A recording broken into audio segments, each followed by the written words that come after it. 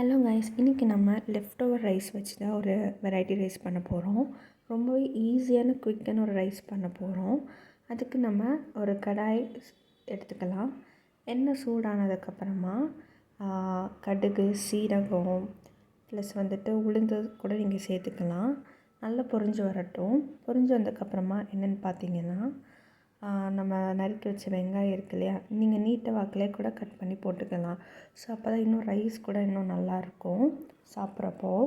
குட்டி குட்டியாக இருந்தாலும் எப்படி சொல்கிற ரைஸோட ஸ்மாஷ் ஆகிடும். அதனால் நீட்ட வாக்கில் நம்ம கட் பண்ணி போட்டோன்னா ரொம்பவே நல்லாயிருக்கும். இந்த வெங்காயம் போட்டு நல்லா வதக்கி விட்டுடலாம். உங்களுக்கு வேணும்னா நீங்கள் உப்பு இப்போ ஆட் பண்ணிக்கலாம், சீக்கிரமாக வதங்கினதுக்காக. ஆனால் நான் அப்புறமா தான் ஆட் பண்ணியிருக்கேன். ஸோ இதோட கொஞ்சம் காஞ்ச மிளகாவும் கருப்புலையும் ஆட் பண்ணியிருக்கேன். நான் ஏன் பச்சை மிளகாய் ஆட் பண்ணேன்னா அவ்வளோவா ஸ்பைஸியாக இருக்காது. ப்ளஸ் காஞ்ச மிளகாய் போடுறப்போ இன்னும் நல்லா ஸ்பைசி தரும். ஆல்மோஸ்ட் இந்த டிஷ் எப்படின்னா கொஞ்சம் ஸ்பைஸியாக தான் இருக்கும். இப்போ நம்ம ஆட் பண்ணதுக்கப்புறமா நல்லா வதக்கி விட்டுடலாம். நல்லா கொஞ்சம் வதங்கட்டும்.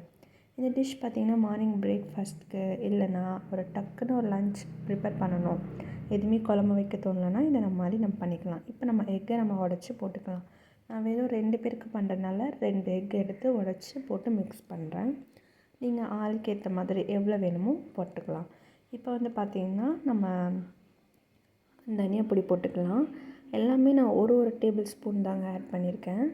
கரம் masala, biryani powder, chilli powder எல்லாமே, அண்ட் சால்ட்டு நமக்கு தேவையான அளவு. இது எல்லாமே நம்ம போட்டு நல்லா மிக்ஸ் பண்ணிடலாம்.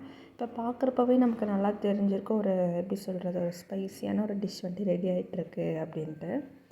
அண்ட் நல்லா ஒரு எப்படி சொல்கிறது, அது நல்லா ஒரு மிக்ஸ் ஆகணுங்க. அது வரைக்கும் நல்லா கிளறி விட்டுகிட்டே இருங்க. அப்புறமா நம்மளோட ரைஸ் இருக்குல்ல, குக் ரைஸ் இருக்கு இல்லையா, அதை ஆட் பண்ணி மிக்ஸ் பண்ணிடலாம். அவ்வளோதாங்க. நல்லா மிக்ஸ் பண்ணி ஒரு 2 மினிட்ஸ் வரைக்குமே மிக்ஸ் பண்ணிக்கோங்க. நல்லா மிக்ஸ் ஆகிடும் மசாலாலாம்.